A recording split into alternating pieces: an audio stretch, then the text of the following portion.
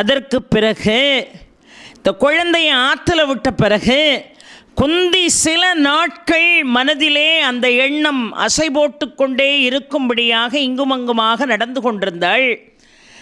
அதற்கு பிறகு எப்பொழுதுமே அந்த கவலையே மறக்கக்கூடிய ஒரு சூழல் உருவாகும். அதிலும் அரசனுடைய மகள் சொல்லவா வேணும், மிகப்பெரிய ஒரு சுயவரம் நடக்கிறது அவளுக்கு. குந்தி போஜன் அவளுக்கு சுயவரத்திற்கு ஏற்பாடு செய்கிறான். பெண்ணுக்கு திருமணம் செய்து கொடுக்கணும். அவனுக்கு இந்த சம்பவம் எல்லாம் தெரியாது. சுயவரத்திற்கு இவளும் சம்மதிக்கிறாள். அந்த சுயவரத்திற்கு மன்னாதி மன்னர்கள் எல்லோரும் வருகை தந்திருக்கிறார்கள். பாண்டுவும் வருகை தந்தார். இப்போ திருதராஷ்டிரனுடைய தம்பி பாண்டு அந்த சுயவரத்துக்கு வந்திருக்கார்.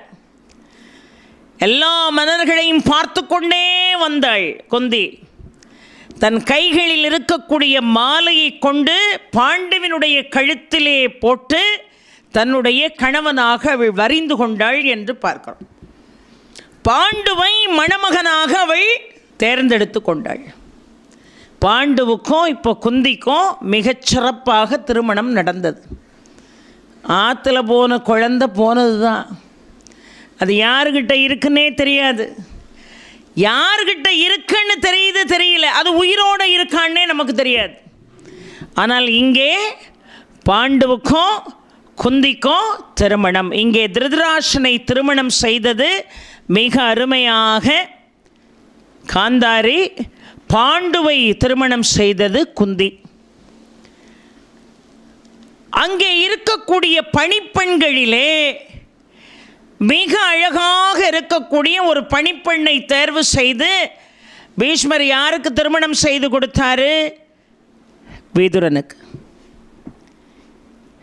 சுபலனுடைய மகள் காந்தாரி, இங்கே குந்திபோஜனுடைய மகள் குந்தி.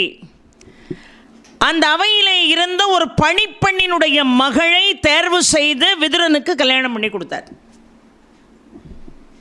ஏன்னா விதுரன் யாரு? அம்பிகை பணிப்பெண்ணின் வாயிலாக பிறந்தவர். அதனால் பணிப்பெண்ணினுடைய வயிற்றிலே பிறந்த ஒரு அழகான பெண்ணை தேர்வு செய்து விதுரனுக்கு திருமணம் செய்து கொடுத்தார். இப்போ மூவரும் மிகச் சிறப்பாக ஆட்சியையும் பார்க்கிறார்கள், குடும்பத்தையும் பார்க்கிறார்கள். காந்தாரிக்கு நீண்ட காலமாக குழந்தை இல்லை. வியாசருடைய அனுகிரகத்தை பெற்ற காந்தாரி வியாசருடைய ஆசியை பெறுகிறாள். கவலைப்படாதம்மா, உனக்கு 100 குழந்தைகள் பிறக்கும் அப்படின்னு ஆசி வழங்கினார். பல நாட்கள் ஆகிறது குழந்தை இல்லாமல் இருக்கிறார். ஒரு நாள் அவளுடைய வயிற்றிலே கரு உருவாகிறது. கரு உருவாகிறது. எல்லாருக்கும் வயிற்றில் குழந்தைய சுமந்தோன்னு சொன்னால் 10 மாதம், அதான உண்மை. 10 மாதத்தில் ஒரு குழந்தை பிறக்கணும். 10 மாதத்துக்குள்ளே பிறந்துடும், அதுதான் இயற்கை. ஆனால் காந்தாரி வயிற்றிலே குழந்தையை சுமக்கிறாள். 1 மாதம் 2 மாதம் இல்லை, 10 மாதம் முடிஞ்சு போச்சு. 11ஆவது மாதமும் முடிந்து போச்சு. 12ஆவது மாதமும் முடிஞ்சு போச்சு. எங்கேயாவது இதை கேள்விப்பட்டிருக்குமா இது வரைக்கும்? 10 மாதம்தான் ஒரு தாய் ஒரு குழந்தையை தன்னுடைய வயிற்றில் சுமப்பா. ஆனால் 12 மாதமாச்சு சுமந்து, இன்னும் குழந்தை பிறக்கலை. ஆனால் இதற்கிடையில் தனக்கு குழந்தை பேறு வேண்டும் என்று நினைத்து மிக அழகாக தன்னுடைய மனைவியோடு புறப்பட்டு வனாந்தரத்திற்கு செல்கிறார். பாண்டுவுக்கு குந்தி மாலை அணிவித்து மணமகனாக அவனை ஏற்றுக்கொண்டாள். மற்ற தேசத்தினுடைய அரசன் அவன் தன்னுடைய மகளை, அவளுக்கு பேர் மாத்ரின்னு பேர், பாண்டுவுக்கு திருமணம் செய்து கொடுத்தான். அந்த காலத்தில் வம்ச விருத்திக்காக இதை போல திருமணங்கள் நடக்கும். குந்தி பாண்டுவை திருமணம் செய்தாள். மற்ற தேசத்து அரசன் என்ன செய்தான்? தன்னுடைய மகளை பாண்டுவுக்கு திருமணம் செய்து கொடுத்தான். அந்த பெண் பேர் தான் மாத்ரி. அந்த மாத்ரியினுடைய உடன் பிறந்த சகோதரன் தான் சல்லியன். இப்போ பாண்டுவுக்கு குந்தி என்று ஒரு மனைவி, மாத்ரி என்றொரு மனைவி, இருவரோடு அவன் வேட்டைக்கு புறப்பட்டு வருகிறான். வேட்டையாடுவது என்பது பாண்டுவுக்கு அளவு கடந்த ஈடுபாடு. அந்த காட்டில் இருக்கக்கூடிய பன்றிகள், யானைகள், சிங்கங்கள், புலிகள் என்று வரிசையாக வேட்டையாடுகிறார். அப்படி வேட்டையாடி கொண்டிருக்கின்ற பொழுது 2 மான்கள் ஒன்றோடு ஒன்று பிணைந்து மகிழ்ச்சியில் தத்தளித்து கொண்டிருக்கிறது. என்ன செய்தான்? அம்பை செலுத்தினான் அந்த மான் மீது. ஆண்மான் அப்படியே துடிதுடித்து கீழே விழுந்து தன்னுடைய சுயரூபத்தோடு எழுந்து நின்றது கிந்தம முனிவர். கிந்தம முனிவர் தன்னுடைய மனைவியோடு மான் ரூபத்திலே கூடிக்கொண்டிருக்கிறார். அம்பை போட்ட உடனே கிந்தம முனிவருடைய சுயரூபம் வெளிப்பட்டது. சாகர தருவாயில் சொன்னார், என்னை போலவே மனைவியோடு இன்பம் துய்க்கின்ற வேளையிலே உனக்கும் ஆபத்து வந்து சேரும். என்னுடைய இன்பத்தை நான் தொலைக்கும்படியாக செய்த நீ நிச்சயமாக உன் மனைவியை தொடுகின்ற பொழுது, உன் மனைவியை கூட வேண்டும் என்று நினைக்கின்ற பொழுது மாண்டு போவாய் என்று சாபம் கொடுத்தார். இந்த சாப விமோசனத்தை கேட்கலாம் அப்படின்னு அவர் காலில் போய் விழ போகிறதுக்குள்ளே அவர் உயிரை விட்டுருவார். பாண்டு இந்த துன்பத்திலிருந்து மீளவே இல்லை. அப்போ மனைவியை நாம் இனிமேல் என்ன செய்ய முடியாது? மனைவியை தொடக்கூட முடியாது. மனைவியை ஆசையோடு நீ பார்க்க இயலாது. நான் மாண்டு போவேன் அப்படின்னா எனக்கு குழந்தை பேர் இல்லை. குழந்தை பேர் இல்லாதவர்கள் பித்ரு காரியங்களை செய்ய இயலாது. குழந்தை பேர் இல்லாதவர்கள் சொர்க்கத்திற்கு போக இயலாது. அப்போ எனக்கு குழந்தை பாக்கியமே கிடையாதா அப்படின்னு குந்தியை அழைத்து பாண்டு சொன்னான், பெண்ணே, முனிவர்களோடு இணைந்து பல பேர் பிள்ளை பேர் இல்லாதவர்கள் பிள்ளையை இந்த உலகத்திற்கு பெற்றுக் கொடுத்திருக்கிறார்கள். அப்படி ஒரு உபாயத்தை எனக்காக செய். அப்படியே ஆடிப்போனா குந்தி. நீங்கள் இருக்கின்ற பொழுது வேறு ஒருவருடன் கூடி ஒரு குழந்தையை பெற்றுக்கொடுன்னு எப்படி கேட்குறீங்க? வேறு வழி இல்லை. என்னோடு இணைந்து சந்ததிகள் பெருகுவதற்கு வாய்ப்பில்லை. நான் மாண்டு போவேன். அதனால் தயவு செய்து நான் சொல்வதை கேள். புத்திர பாக்கியம் இல்லாதவனுக்கு சொர்க்கம் இல்லைன்னு சொல்கிறாங்க. பிதர்கள் திருப்தி அடைய போவதில்லை என்று சொல்கிறார்கள். தயவு செய்து முனி புங்கவர்களை கூடி எனக்கு ஒரு குழந்தையை பெற்றுக்கொடு என்று கேட்ட உடனே தான் துர்வாசர் இவளுக்கு சுத்த மந்திர ரகசியத்தை சொல்கிறார். இப்படி நான் 12 வயசாக இருக்கும்போது எங்கள் அவைக்கு, குந்தி போஜனுடைய அவைக்கு துர்வாச முனிவர் வந்தார். அவருக்கு பணிவிடைகளை செய்தேன். தக்க சமயத்தில் நான் கொடுக்கக்கூடிய மந்திரம் உனக்கு குழந்தை பேற்றை கொடுக்கும் என்று என் கைவசம் அந்த மந்திரத்தை சொல்லி கொடுத்துட்டு போனார். அந்த மந்திரத்தின் வாயிலாக வேண்டுமானால் நாம் குழந்தைகளை பெற்றுக்கொள்ளலாம்னு சொன்னாலே தவிர, அவர் கொடுத்த மந்திரத்தை உடனே அவசரப்பட்டு பிரயோகம் பண்ணி சூரியன் உடனடியாக வந்து அவனோடு நான் கூடும்படியாகி ஒரு ஆண் குழந்தையை பெற்று அவன் கவசகுண்டலத்தோடு பறந்தான். பிழையில் வச்சு ஆற்றுல விட்டுட்டேங்கிற விஷயத்தை மட்டும் சொல்லலை. அப்போ எவ்வளவு திருமிஷம் இருக்குது யோசித்து பாருங்கள். துர்வாசன் மந்திரம் கொடுத்தாருன்னு சொன்னான். அந்த மந்திரத்தை பிரயோகம் பண்ணி எனக்கு ஒரு பிள்ளை இருந்ததுன்னு சொன்னால, சொல்லலை. சரி, அந்த மந்திரத்தை பிரயோகம் செய் என்று சொன்னார். சொன்ன உடனே துர்வாசரை மனதிலே நினைத்து கொண்டு அவரை வணங்கி அவர் சொல்லிக் கொடுத்த மந்திரத்தை பிரயோகம் செய்தாள். யாரை நோக்கி பிரயோகம் செய்தாள்? யமதர்மனை நோக்கி பிரயோகம் செய்தாள். தர்மதேவனை நோக்கி பிரயோகம் செய்தாள். அவனுடைய அம்சமாக ஒரு குழந்தையை ஈன்றெடுத்தாள். அந்த குழந்தை தான் தர்மன். குந்தி ஒரு குழந்தையை பெற்றெடுத்தாள் என்கின்ற செய்தி இப்போ காந்தாரிக்கு வருது. காந்தாரி என்ன தெரியுமா செய்தா? குந்திக்கு முன்னதாகவே ஒரு கருவை வயிற்றிலை சுமக்கிறேன். வியாசருடைய ஆசையும் எனக்கு இருக்கு, 100 குழந்தைகள் பிறக்கும்னு. ஆனால் 10 மாசத்துல குந்தி ஒரு அழகான ஒரு ஆண் குழந்தையை ஈன்றெடுத்திருக்கிறாள். ஆனால் மாதம் 11 ஆச்சு, 12 ஆச்சு, எனக்கு இன்னும் குழந்தை பிறக்கலையேன்னு சொல்லி ஒரு பெரிய கல்லை கொண்டு வந்து தன்னுடைய வயிற்றில் ஓங்கி ஓங்கி அடித்தா. அடித்த அடியில் அந்த கரு கலைந்து அந்த உருவான 10 மாத பிண்டம் வெளியே வந்து விழுந்துட்டு, வெளியே வந்து இரத்த கோரையோடு அந்த பிண்டம் வந்து விழுந்து கிடந்தது. இந்த காட்சியை பார்த்தவொன்னே ஆன அலர்னா காந்தாரி. ஒரு பெண்ணாகப்பட்டவள் இப்படியெல்லாம் செய்யலாமா? இதெல்லாம் ஒரு ராட்சச குணம் இல்லையா அப்படின்னு நமக்கு தோணுது. ஆனால் ஒவ்வொருத்தரையும் ஒவ்வொருவருடைய துன்பங்களையும் உளவியல் ரீதியாக நீங்கள் பார்த்தீங்கன்னா அவங்க துன்பத்தை அவங்களோடு இணைந்தால் மட்டும்தான் உணர முடியும். இவன் நினைக்கிறான், மனசுக்குள்ளே நினச்சிருக்கணும் காந்தாரி, அப்படி தானே நம்ம எடுத்துக்கிடணும்.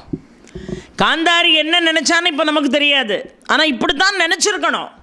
ஒரு பெண்ணாக இருந்து அப்படி நம்மளால் என்ன செய்ய முடியுது, சிந்திக்க முடியுது. காந்தாரி என்ன நினச்சிருப்பா, ஏற்கனவே எனக்கு ஜாதகத்தில் கோளாறு, அந்த ஜாதகத்தில் கோளாறு என்ன திருமணம் செய்கிறவன் உடனடியாக செத்து போயிடுவான் இருக்கு ஜாதகத்தில். உலகத்தில் எந்த பெண்ணுக்கும் நடக்காத ஒரு கல்யாணம் என் வாழ்க்கையில் நடந்தது. யாருக்காவது ஆடு கூட கல்யாணம் நடந்திருக்கான், அந்த ஆட்டுக்கடா கூட எனக்கு கல்யாணம் நடந்தது. அவனையே நான் கணவனாக வரிந்து அவனுக்கு வாழ்க்கை முடிஞ்சு போகும்னு என் ஜாதகப்படி இருக்கின்ற காரணத்தினால அந்த ஆட்டை பலி கொடுத்தாங்க. இப்போ என்னுடைய வாழ்க்கை முடிஞ்சு போச்சு. அப்போது சொன்னாலும் சொல்லாட்டாலும் நான் ஒரு கைம்பெண்ணாக இருக்கிறேன். தர்மப்படி நான் ஒரு கைம்பெண். பழையபடி என்னை பெண் கேட்டு வருகிறார்கள் ஹஸ்தினாபுரத்திலிருந்து. என்னுடைய தந்தையார் இந்த செய்தியெல்லாம் அவர்களுக்கு தெரிந்தா திருமணம் நடக்காதுங்கிற காரணத்தினால இதெல்லாம் ஒன்றுமே நடக்காத மாதிரி எல்லாத்தையும் மறைச்சி என் வாயை மூடி என்னை கல்யாணம் பண்ணி கொடுத்துட்டாரு. கல்யாணம் பண்ண வந்த இடத்துல மாப்பிள்ளைக்கு 2 கண்ணும் தெரியாது.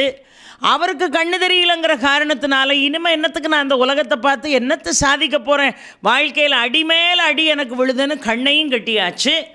இப்போ குழந்தை பாக்கியத்திற்காக தவம் இருந்து குழந்தை உருவான பிறகும் அது 10 மாதத்தில் பிறக்காம 11 மாதம் 12 மாதம் இழுத்துக்கிட்டு போகுது. அதற்கிடையே என் கணவனின் தம்பி மனைவி ஒரு அழகான ஆண் குழந்தையை பெற்றெடுத்துட்டா. என் விதி ஏன் இப்படி விளையாடுதுன்னு நினச்சி கூட வேதனையினுடைய விரக்தியினுடைய உச்சத்தில் இனிமேல் நான் உயிரோடு இருக்கணுமான்னு கல் எடுத்து வயிற்றில் அடிச்சிருக்கலாம். அப்படி தான் அடிச்சிருக்கணும். இப்போ பிண்டம் செதறி விழுந்தது. வியாசர் ஓடோடி வந்து 100 கிண்ணங்களில் பசு நெய்யை ஊற்றி இந்த பிண்டத்தை கொஞ்சம் கொஞ்சமாக அறுத்து அந்த 100 கிண்ணத்துலையும் வச்சார். மீதம் ஒரு கிண்ணத்தில் இவ்வளோ வைக்கிறது போல் அந்த பிண்டத்தினுடைய மீதி பகுதி இருக்கிறது. ஒரு மண் கலசத்தை கொண்டு வர சொல்லி அதில் நெய்யை ஊற்றி அந்த மீதம் இருக்கக்கூடிய பிண்டத்தை வலித்து அதில் வச்சார். வச்சுட்டு சொன்னார், அம்மா இந்த கரு உன்னுடைய கருவறையில் 10 மாதங்களுக்கு மேலே இருந்திருக்கு, 12 மாதம் இருந்திருக்கு. இப்போ இந்த 101 மண் கலசங்களையும் அந்த பிண்டத்தை வைத்திருக்கக்கூடிய மண் கலசங்களை நான் நிலவரையில் வைக்கப் போகிறேன். நிலவரையில் அந்த மண் கலசத்தை பாதுகாக்க வேண்டியது உன்னுடைய பொறுப்பு. 12 மாதம் கருவறையில் இருந்திருக்கு, மீதி 12 மாதம் நிலவரையில் இருக்கிறது இந்த கரு மண் கலசத்தில். அதை பாதுகாக்க வேண்டியது உன் பொறுப்பு. இப்போ காத்திருக்கிறாள் அடுத்த 12 மாதங்கள் வரைக்கும். அப்போ கணக்குக்கு 24 மாதம். இப்படியெல்லாம் வாழ்க்கையில் ஒரு சோதனை வந்தால் நீங்களும் நானும் தாங்குவோமா? அடுத்த 24 மாதங்கள் காத்திருக்கிறாள். இப்பொழுது அங்கே குந்தி தர்மனை ஈன்றெடுக்கிறாள். தர்மனை ஈன்றெடுத்த அடுத்த நாள் ஒரு கலசத்திலிருந்து உயிர் வெளியே வருகிறது. அவன்தான் துரியோதனன். தர்மன் பிறந்த அடுத்த நாள் துரியோதனன் பிறக்கிறான். மூத்தவன் யாரப்போ? பாண்டுவினுடைய மைந்தனாக இருந்தாலும் மூத்த குழந்தை தான் அரசவையை அலங்கரிக்க வேண்டும் என்பது சட்டம். இப்போ தர்மன் பிறந்து விட்டான். தர்மன் தான் இப்போ கணக்குக்கு மூத்த குழந்தை. இப்போ இரண்டாவதாக துரியோதனன் காந்தாரி வைத்த கலசத்திலிருந்து வெளியே வருகிறான். துரியோதனன் பிறக்கின்ற பொழுது எப்பேற்பட்ட அறிகுறிகள் இருந்தது. சாதாரணமான அறிகுறிகள் அல்ல. சில குழந்தைகள் பிறந்தா மலர் மாறி பொழிவார்கள் தேவர்கள். சில குழந்தைகள் பிறந்தா அப்படியே மழை மிக அருமையாக பொழியும். ஆனால் இந்த குழந்தை பிறந்தான் துரியோதனன். துரியோதனன் பிறந்தபோது வானிலிருந்து இரத்த மழை பொழிந்தது என்று பாரதம் சொல்கிறது பெரியோர்களே. இரத்த மழை பொழிந்தது. சுடுகாட்டிலும் இடுகாட்டிலும் பிணங்கள் எல்லாம் எழுந்து நின்று பேயாக ஆட ஆரம்பித்ததா. எங்கு பார்த்தாலும் நரிகள் ஊழையிட்டது. காட்டு பன்றிகளுடைய அலறல் சத்தம் செவிகளை சென்று துளைத்தது. கொடூரமான ஒரு அறிகுறி ஏற்பட்டது. எல்லாருக்கும் பயம். அதற்கு அடுத்த நாள் துச்சாதனன் வெளியே வருகிறான் அந்த கலசத்திலிருந்து. அதே நாளிலே தர்மன் பிறந்த பிறகு மீண்டும் குந்தி தேவி வாயு பகவானை மனதிலே நினைத்து ஒரு அழகான ஆண் குழந்தையை பெற்றெடுக்கிறாள். அவர்தான் பீமன். ஆக நல்ல கவனிக்கணும். முதல்ல தர்மன் இங்கே பிறக்கிறான் குந்திக்கு. தர்மன் பிறந்த அடுத்த நாள் துரியோதனன் பிறக்கிறான். துரியோதனன் பிறந்த அடுத்த நாள் துச்சாதனன் இங்கே பிறக்கிறான். யாருக்கு? இங்கே காந்தாரிக்கு துச்சாதனன் பிறக்கிறான். அங்கே வாயு பகவானுடைய ரூபமாக பீமன் பிறக்கிறான். துச்சாதனனும் பீமனும் ஒரே நாளில் பிறக்கிறாங்க. அதற்கு பிறகு வரிசையாக ஆண் குழந்தைகளாக அந்த கலசத்தை விட்டு வெளியே வருகிறது. 100 குழந்தைகள் வெளியே வந்தார்கள். 101வது ஒரு கலசத்தை வைத்தார் பாருங்கள் வியாச பகவான். அதிலிருந்து ஒரு பெண் குழந்தை, துச்சலை என்கின்ற பெண் குழந்தை வெளியே வந்தாள். கடைசியா இந்த 100 ஆண் மக்களும் பிறந்த பிறகு மீண்டும் பீமனுக்கு பிறகும் அந்த மந்திரத்தை பிரயோகம் செய்ய சொல்லி அந்த மந்திரத்தை இந்திரனை நோக்கி பிரயோகம் செய்து இந்திரனுடைய அம்சமாக அர்ஜுனன் பிறந்தான். இந்த 3 குழந்தைகள் போதாதுன்னு நினைச்ச பாண்டு தன்னுடைய இளைய மனைவி மாத்ரிக்கு அந்த மந்திரத்தை சொல்லி கொடுன்னா. இப்போ குந்தி தேவி மாத்ரிக்கு அந்த மந்திரத்தை சொல்லி கொடுத்தா. மாத்ரி அஸ்வினி தேவர்களை மனதிலே நினைத்தார். தேவர்களுடைய மருத்துவர்கள் தான் இந்த அஸ்வினி தேவர்கள். இந்த அஸ்வினி தேவர்களை மனதிலே நினைத்தார். அந்த இருவரும் ஒருவராக மாறி மாத்ரியோடு கூடி 2 குழந்தைகள் பிறந்தது. அதுதான் நகுலனும் சகாதேவனும். அதுதான் நகுலனும் சகாதேவனும் என்று பார்க்கிறோம். ஆக குந்திக்கு தர்மன் யமனுடைய அம்சமாக, பீமன் வாயு பகவானுடைய அம்சமாக, அர்ஜுனன் இந்திரனுடைய அம்சமாக, மாத்ரிக்கு அஸ்வினி தேவர்கள் இருவரும் ஒன்றாக இணைந்து ஒரு ரூபமாக மாத்ரியோடு கூடி 2 குழந்தைகளை பெற்றெடுத்தாள். நகுலன் சகாதேவனாக தர்மன், பீமன், அர்ஜுனன் மூவரும் குந்தியினுடைய மைந்தர்கள். மாத்ரியினுடைய புத்திரர்கள் யாருன்னு கேட்டிங்கன்னா நகுலனும் சகாதேவனும். இந்த 5 பேரும் 2 தாய்க்கு பிறந்தவர்கள். ஆனால் இந்த உலகத்தில் ரொம்ப காலமாகவே நமக்கு இந்த 5 பேரும் 2 தாய் வயிற்றில் பிறந்தவர்கள் என்பது தெரியாது. பஞ்சபாண்டவர்கள் என்று சொன்னால் ஒரே தாய் வயிற்று மக்கள் என்று நினைக்கக்கூடிய அளவிற்கு இந்த 5 பேரும் ஒருத்தருக்கொருத்தர் மிகவும் நேசத்தோடும் பாசத்தோடும் ஒற்றுமையாகவும் வாழ்ந்தார்கள் என்று பார்க்கிறோம். ஆக கௌரவர்கள் இங்கே 100 பேர், 101வது பெண் துச்சலை. இதில் ஒரு சிறப்பு என்னன்னு கேட்டிங்கன்னா, ஒரு முறை கிருஷ்ணனை சந்திக்கின்ற பொழுது அர்ஜுனன் சொல்வான், இந்த கௌரவர்கள் 100 பேரையும் என் கையால் அழிப்பேன் என்று சொல்வான். உடனே கிருஷ்ணர் சிரித்து கொண்டே அர்ஜுனன்ட்ட கேட்பார், 100 பேர் மட்டும்தானா அப்படிம்பார். 100 பேர் மட்டும்தானா அப்படிம்பார். ஏன் கிருஷ்ணா அப்படி கேட்கிறாய் என்று கேட்பான். அதெல்லாம் உனக்கு காலம் வருகின்ற பொழுது புரியும் அப்படிம்பார் கிருஷ்ணர். ஏன் கிருஷ்ணர் சிரித்தார் என்று சொன்னால், 100 பேர் கௌரவர்கள், துச்சலை என்பவள் 101வது ஆள், அவள் பெண்மணி. கௌரவர்கள் ஆண்கள் 100 பேர் தானா என்று கிருஷ்ணன் கேட்டார் பாருங்க. ஏன் அப்படி கேட்டார்னா, யுயுத்சு என்று ஒரு குழந்தை பிறந்தார். அந்த குழந்தையும் கௌரவர்களோடு தான் சேரும். ஏன்னா திருதராஷன் காந்தாரியின் வாயிலாக 100 கௌரவர்களையும் அந்த பிண்டத்தை எடுத்து 101வது கலசத்தில் வச்சு துச்சலையும் பிறந்தது என்பது எல்லோருக்கும் தெரியும். ஆனால் யூதுத்சு என்பவன் யார் என்று கேட்டால் காந்தாரியினுடைய பணிப்பெண்ணிடம் கூடி திருதராஷனுக்கு பிறந்த குழந்தை இந்த குழந்தை. அதனால தான் பகவான் சிரித்து கொண்டே கௌரவர்கள் 100 பேர் தான், நான் இன்னொருத்தன் கிடக்கானே அப்படிங்கிறத சொல்லாமல் என்ன செய்கிறார், அர்ஜுனனிடம் சொல்கிறார் என்று பார்க்குறோம். இப்போ இங்கே கௌரவர்கள் துரியோதனுடைய தலைமையில் 100 பேர், இங்கே பாண்டவர்கள் 5 பேர் என்று பார்க்குறோம்.